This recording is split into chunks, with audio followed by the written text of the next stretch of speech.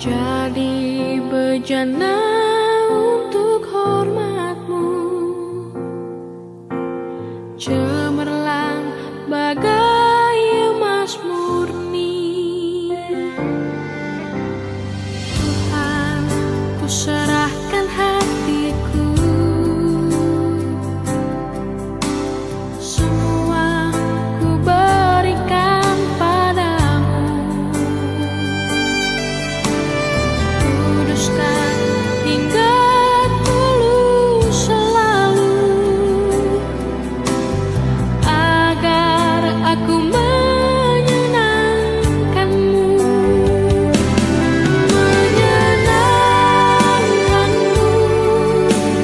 senangkanmu. Hanya itu kerinduanku,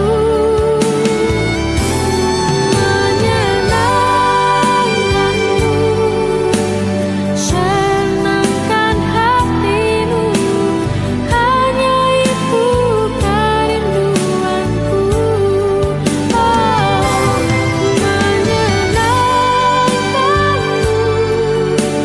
senangkan hatimu. Hanya itu kerinduanku, hanya itu kerinduanku, hanya itu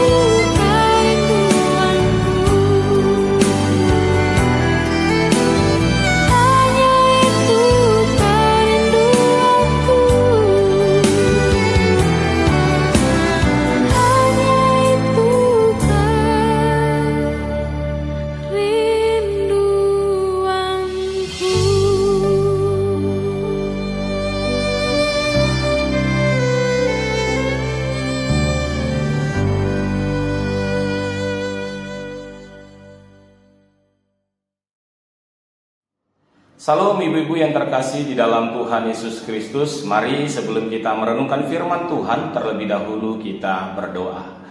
Bapa kami yang di sorga, kami bersyukur sore hari ini kami boleh bersama-sama bersekutu melalui ibadah online. Kami berdoa biarlah kiranya Tuhan menolong memberkati kami ketika kami mendengar firman Tuhan, sehingga kami dimampukan menerima dan melakukannya di tengah-tengah kehidupan kami, di mana Tuhan memberkati kami. Berkati waktu kami boleh merenungkan firman Tuhan. Terpujilah Engkau, di dalam nama Tuhan Yesus kami berdoa, kami bersyukur. Amin. Ibu-ibu yang terkasih di dalam Tuhan Yesus Kristus, tema kita hari ini menyenangkan hati Tuhan dan manusia, yang diambil dari surat Roma pasal yang ke-15 ayat yang pertama sampai ayat yang ke-7. Demikian firman Tuhan. Kita yang kuat wajib menanggung kelemahan orang yang tidak kuat, dan jangan kita mencari kesenangan kita sendiri. Setiap orang di antara kita harus mencari kesenangan sesama kita demi kebaikannya untuk membangunnya. Karena Kristus juga tidak mencari kesenangannya sendiri, tetapi seperti ada tertulis, kata-kata cercaan mereka yang mencerca engkau telah mengenai aku. Sebab segala sesuatu yang ditulis dahulu telah dituliskan untuk menjadi pelajaran bagi kita, supaya kita teguh berpegang pada pengharapan oleh ketekunan dan penghiburan dari kitab suci. Semoga Allah yang adalah sumber ketekunan dan penghiburan mengaruniakan kerukunan kepada kamu sesuai dengan kehendak Kristus Yesus, sehingga dengan satu hati dan satu suara kamu memuliakan Allah dan Bapa Tuhan kita Yesus Kristus. Sebab itu, terimalah satu akan yang lain, sama seperti Kristus juga telah menerima kita untuk kemuliaan Allah. Demikianlah firman Tuhan. Ibu-ibu yang terkasih di dalam Tuhan Yesus Kristus, Tuhan menciptakan kita dengan keunikan kita masing-masing. Artinya setiap kita memiliki berbagai perbedaan masing-masing. Kita memiliki kelemahan, kita memiliki keterbatasan, dan kita memiliki kekuatan dan keunggulan kita masing-masing. Baik itu secara fisik, secara psikis, dan latar belakang, dan lain sebagainya. Tidak ada di antara kita yang tidak memiliki kelemahan. Tetapi sebaliknya, tidak ada juga di antara kita yang tidak memiliki keunggulan atau kelebihan. Masing-masing kita pasti memiliki salah satunya. Tidak ada manusia yang sempurna, tetapi juga tidak ada manusia yang lemah dalam segala hal. Oleh sebab itu, ibu-ibu yang terkasih di dalam Tuhan Yesus Kristus, Kalau kita semuanya tidak ada yang sempurna, kalau kita semuanya tidak ada yang lemah, maka kita harus saling melengkapi sebagai tubuh Kristus. Sebagai masyarakat kita harus hidup saling menerima, mampu berdampingan satu dengan yang lain, dan mampu saling menopang satu dengan yang lain. Di tengah-tengah keluarga, kalau kehidupan saling menerima ini tidak ada, maka rubuhlah sebuah rumah tangga. Jika saling menerima ini tidak ada dalam kehidupan bergereja, maka rubuhlah kehidupan bergereja. Karena gereja seutuhnya adalah sebuah persekutuan dari orang-orang percaya. Maka orang-orang yang percaya, bila mereka tidak mampu saling menerima, tidak mampu saling menopang, tidak mampu saling melengkapi, maka sesungguhnya kehidupan bergereja menjadi rapuh dan rubuh dalam kehidupannya. Inilah yang terjadi di kehidupan jemaat mula-mula pada waktu itu, khususnya orang percaya yang ada di Roma, yang mereka hidup dalam berbagai perbedaan. Oleh sebab itu Paulus perlu mengajak mereka kembali, supaya mereka mampu saling menerima, supaya mereka mampu saling mendukung, supaya mereka mampu hidup berdampingan satu dengan yang lainnya, serta mereka tidak mementingkan diri mereka sendiri, tetapi sebaliknya mereka bersama-sama hidup di dalam kasih dan hidup di dalam kebersamaan sebagai persekutuan yang telah ditetapkan oleh Kristus. Sebagai tubuh yang utuh, yang satu memperlengkapi yang lain menopang satu dengan yang lainnya. Ibu-ibu yang terkasih di dalam Tuhan Yesus Kristus, maka di tengah-tengah pelayanan gereja, khususnya jemaat di Roma ini, maka Paulus sekali lagi mengajak mereka. Di ayat yang ke-7 Paulus berkata, supaya mereka hidup saling menerima satu dengan yang lainnya. Bila kita melihat di dalam keutuhan surat Roma ini, maka kita bisa melihat secara umum kitab ini dibagi dalam dua bagian.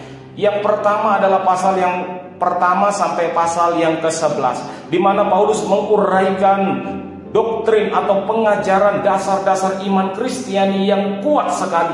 Dan di pasal bagian yang kedua, di pasal ke-12 sampai pasal yang ke-16, bagaimana Paulus menguraikan kehidupan praktis orang-orang yang sudah percaya. Bagaimana Paulus menguraikan secara sederhana kehidupan orang-orang percaya yang harus mereka hidupkan sebagai anggota atau sebagai tubuh Kristus.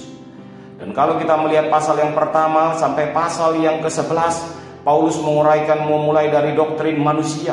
Siapakah manusia? Manusia yang berdosa, manusia yang telah kehilangan kemuliaan Allah, manusia yang seharusnya binasa, dimurkai oleh Allah. Dan manusia tidak memiliki jalan keselamatannya sendiri kecuali di dalam Kristus. Kristus yang telah menyelamatkan, Kristus yang telah menebus, Kristus yang telah membenarkan, Kristus yang telah menguduskan. Dan Kristuslah satu-satunya jalan keselamatan. Dan di pasal yang ke-12 sampai pasal 16, Paulus mengaitkan antara hubungan orang-orang yang telah percaya tersebut dalam kehidupan sehari mereka. Dimulai dari kehidupan beribadah, yaitu bagaimana Paulus mengajak supaya mereka mempersembahkan tubuh mereka sebagai persembahan yang kudus dan berkenan kepada Allah. Dan bagaimana kehidupan di dalam sosial masyarakat, bagaimana hidup berdampingan dengan masyarakat, bagaimana hidup terhadap kehidupan aturan pemerintah, menghormati pemerintah, dan bagaimana hidup tidak boleh saling menghakimi, tidak boleh saling menghujat, tidak boleh saling menjatuhkan, tetapi sebaliknya hidup saling menopang dan hidup rukun serta menerima satu dengan yang lainnya. Oleh sebab itu, ibu-ibu yang terkasih di dalam Tuhan Yesus Kristus, maka bila kita melihat di sini sekali lagi Paulus sedang mengkaitkan kehidupan orang-orang yang telah menerima Kristus, kehidupan orang-orang yang telah mengerti ajaran-ajaran Kristiani, maka mereka harus bisa menghidupkan dalam kehidupan sehari-hari mereka. Sehingga kita bukan hanya sekedar mengenal Allah, kita bukan hanya sekedar memahami Alkitab ini, tetapi kita hidup dan mempraktekkan pengenalan kita kepada Allah itu dengan kehidupan sesama kita. Kita bisa mengatakan bahwa kita mengasihi Allah dengan seutuhnya. Tetapi sebaliknya, kita juga harus mampu mengasihi sesama kita manusia. Kita harus menyenangkan hati Tuhan dan juga menyenangkan hati sesama kita. Tuhan Yesus mengkaitkan dengan hukum yang terutama dan yang utama. Kita mengasihi Tuhan dan mengasihi sesama. Tidak boleh dikurangi, tidak boleh dipilih salah satunya. Kita tetap harus mengasihi Tuhan dan juga harus mengasihi sesama kita. Dan di tengah-tengah mengasihi itulah kita mampu saling menerima satu dengan yang lainnya. Kita dipersekutukan di dalam gereja. Maka gereja bukanlah gereja jika hidup tidak saling menerima. Gereja akan rubuh kalau dia tidak mampu saling menerima di antara anggota-anggotanya. Pertanyaannya, ibu-ibu yang terkasih, mudahkah saling menerima tersebut? Maka jawabannya adalah gampang susah. Gampang karena kita hanya mau menerima yang sama dengan kita. Gampang kalau kita pada dasarnya hanya mau diterima saja. Gampang kalau kita menerima orang yang seide dengan kita, yang selevel dengan kita, yang mau mengikuti keinginan kita. Tetapi akan menjadi sulit kalau kita harus menerima orang yang berbeda dengan kita, orang yang tidak sama dengan kita, orang yang tidak mau mengikuti apa yang kita mau, dan orang-orang yang tidak sesuai dengan harapan dan keinginan kita. Maka saling menerima itu gampang susah. Dan inilah pergumulan perjalanan gereja, ibu-ibu yang terkasih di dalam Tuhan Yesus Kristus. Kalau kita melihat di dalam kehidupan Paulus sendiri, ketika ia sudah menjadi orang percaya, ketika ia telah menerima Kristus, telah berjumpa dengan Kristus dalam pertobatannya di jalan di Damsyik, dan ketika ia mulai bergaul dan mulai mau menyatu dengan orang-orang percaya pada waktu itu, mereka semuanya tidak ada yang mau menerima Paulus. Sebaliknya mereka menjauhinya. Mereka takut kepada Paulus. Karena apa? Karena stigma yang mereka punya. Paulus itu datang untuk membunuh, Paulus itu datang untuk menghakimi, dan tidak ada yang mau menerima mereka sebagai keluarga orang-orang yang percaya pada waktu itu. Ibu-ibu yang terkasih dalam Tuhan Yesus Kristus, contoh yang lain adalah pengalaman Mahatma Gandhi yang tertarik dengan ajaran Tuhan Yesus, khususnya khotbah di bukit. Menurutnya inilah jawaban atas pergumulan kasta yang ada di India pada waktu itu. Tetapi ironisnya, ketika ia sudah tertarik dengan pengajaran Kristus hukum kasih, maka dia mau mulai ke gereja. Tetapi ketika ia sampai di gereja, ia ditolak. Dan orang berkata, Anda tidak bisa masuk ke sini. Gereja Anda ada di sana, yaitu kumpulan gereja kulit hitam. Dia ditolak karena berbeda dengan orang-orang yang ada di dalam gereja. Ia ditolak karena ia berbeda dengan orang-orang yang bersekutu di sana. Dan itu yang membuat Mahatma Gandhi akhirnya kecewa. Dia pergi dan tidak pernah kembali lagi, dan tidak pernah lagi tertarik dengan kekristenan. Kekristenan hanya bisa mengajarkan, tetapi tidak mampu menghidupinya. Oleh sebab itu, ibu-ibu yang terkasih di dalam Tuhan Yesus Kristus, inilah yang diajak atau dinasehati oleh Paulus, bahwa gereja harus mampu saling menerima, gereja harus terbuka di dalam kasih, gereja harus mampu mengasihi, dan wujud dari mengasihi itu adalah gereja harus mampu menerima perbedaan-perbedaan yang ada di dalamnya. Paulus menekankan kepada jemaat-jemaat yang berbeda pada waktu itu, supaya mereka saling menerima satu dengan yang lainnya, dengan berbagai kelebihan dan kelemahan mereka masing-masing. Jemaat di Roma umumnya dibagi dalam dua, yaitu jemaat orang Kristen Yahudi dan orang Kristen non-Yahudi. Orang-orang Kristen Yahudi yang kuat dalam pemahamannya tentang Allah, tetapi mereka juga tertarik dan masih terikat dengan adat istiadat mereka, dengan tradisi mereka, khususnya masalah makanan. Dan sebaliknya orang-orang Kristen non-Yahudi, mereka yang dari orang-orang yang tidak mengenal Allah, hidup dalam kehidupan mereka yang lama, makan apa saja, bahkan makan makanan yang dipersembahkan kepada berhala. Bagi mereka itu tidak sesuatu yang tidak mengganggu, bagi mereka itu tidak ganjil. atau tidak mengganjal dalam kehidupan mereka. Tetapi bagi orang-orang Kristen Yahudi pada waktu itu adalah sesuatu yang menjadi batu sandungan, sehingga mulailah terjadi perbedaan-perbedaan mereka. Sehingga Paulus perlu mengingatkan mereka kembali bahwa mereka yang telah menerima Kristus, telah dipersekutukan di dalam Kristus, maka mereka harus saling mengasihi, mereka harus saling menerima. Dikatakan di ayat yang pertama ini, kita yang kuat wajib menanggung kelemahan orang-orang yang tidak kuat. Paulus mengajak orang-orang yang kuat. Siapa itu orang-orang kuat? Yaitu orang-orang yang kuat imannya, orang-orang yang kuat secara pemahaman mereka, orang-orang yang kuat secara pemikiran mereka, orang-orang yang kuat di dalam menerima berbagai perbedaan. Dan ini khususnya ditujukan oleh Paulus kepada orang-orang Yahudi yang dulu telah mengenal Allah, yang dulu telah mengerti, memiliki pemahaman tentang Allah. Dan mereka harus mampu menopang saudara-saudara mereka non-Yahudi yang baru percaya. Supaya apa? Supaya mereka tidak dihakimi, supaya mereka tidak dijauhkan. Sebaliknya, mereka didukung, mereka ditopang, dan mereka diajak untuk boleh memahami apa yang Tuhan kehendaki di dalam kehidupan mereka. Oleh sebab itu, ibu-ibu yang terkasih di dalam Tuhan Yesus Kristus, untuk menekankan hal ini, maka Paulus berkata di ayat yang kedua, setiap orang di antara kita harus mencari kesenangan sesama kita dan kebaikannya untuk membangunnya. Jadi Paulus tidak mengingini bahwa orang-orang yang merasa kuat itu menekan, menghakimi orang-orang yang lemah. Tetapi sebaliknya mereka diangkat, sebaliknya mereka ditopang, sebaliknya mereka diajak untuk boleh memahami pengenalan-pengenalan Allah yang lebih baik, untuk boleh hidup bersama-sama. Dan disitulah terjadi sebuah persekutuan yang hidup, persekutuan yang membangun satu dengan yang lainnya. Dan Paulus memberikan sebuah contoh pribadi yang telah melakukannya, yaitu Kristus sendiri. Di ayat yang ketiga Paulus berkata, karena Kristus juga tidak mencari kesenangannya, tetapi seperti ada tertulis. Dan di ayat yang ketujuh Paulus berkata, sebab itu terimalah satu akan yang lain, sama seperti Kristus juga telah menerima kita.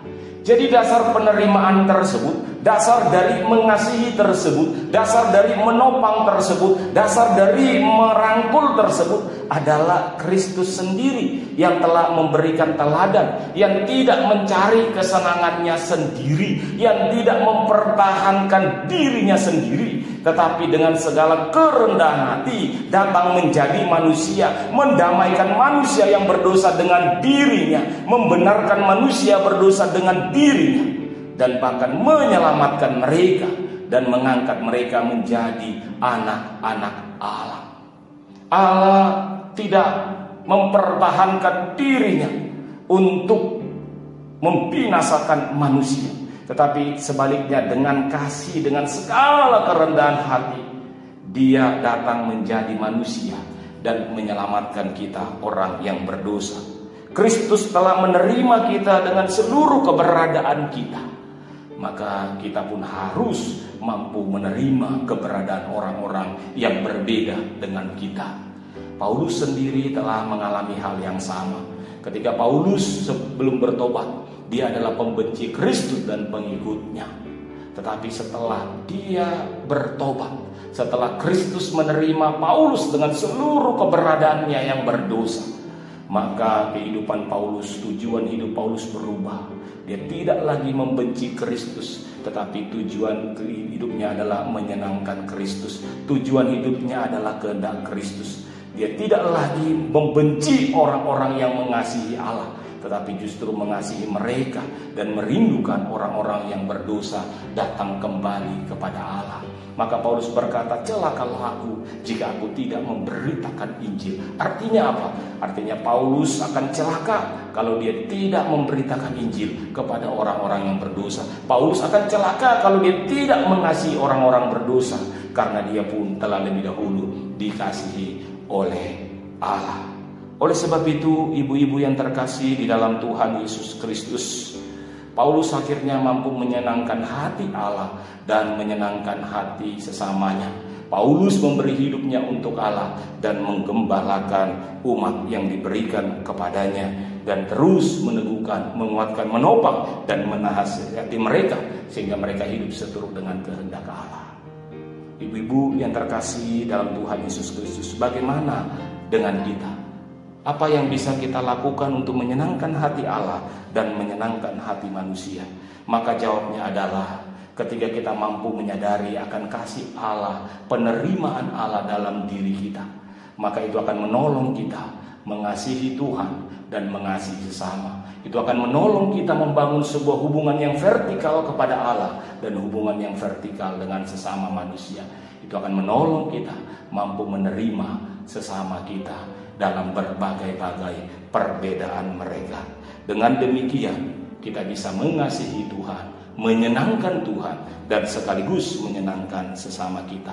Kristus adalah teladan untuk kita boleh menerima dan mengasihi orang-orang yang berbeda dengan kita. Pertanyaannya adalah, kalau Kristus saja mengasihi orang yang berdosa, kalau Kristus saja mengasihi orang-orang yang harusnya binasa, siapakah kita yang tidak mengasihi sesama kita? Siapakah kita yang tidak mengasihi, menerima sesama orang-orang yang berdosa? Maka marilah ibu-ibu yang terkasih, kita membuka diri kita mengasihi mereka, kita menerima mereka. Dengan demikianlah kita mengasihi, menyenangkan Tuhan dan mengasihi, menyenangkan sesama kita. Tuhan Yesus memberkati kita. Amin. Mari kita berdoa.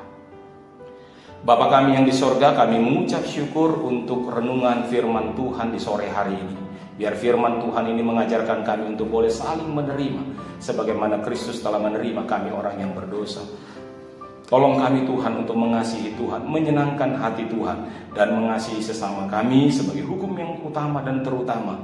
Biar kami boleh menjalankannya. Berkati ibu-ibu dalam seluruh kehidupan mereka. Yang sakit, mari Tuhan, Engkau Allah yang menjamah, Engkau Allah yang menyembuhkan. Yang lemah Tuhan kuatkan, yang bergumul Tuhan, Engkau menjadi sahabat di tengah-tengah pergumulan mereka. Berkati ibu-ibu seluruhnya Tuhan, dalam keluarga, di dalam mendampingi suami, anak-anak, cucu, mantu, semuanya diberkati oleh Tuhan. Terima kasih, terpujilah Engkau. Di dalam nama Tuhan Yesus kami berdoa, kami bersyukur. Amin. Shalom ibu-ibu, Tuhan Yesus memberkati.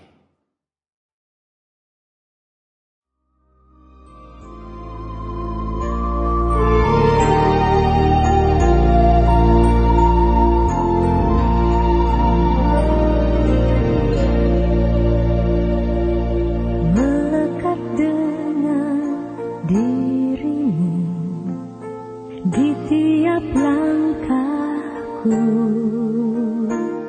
menjadi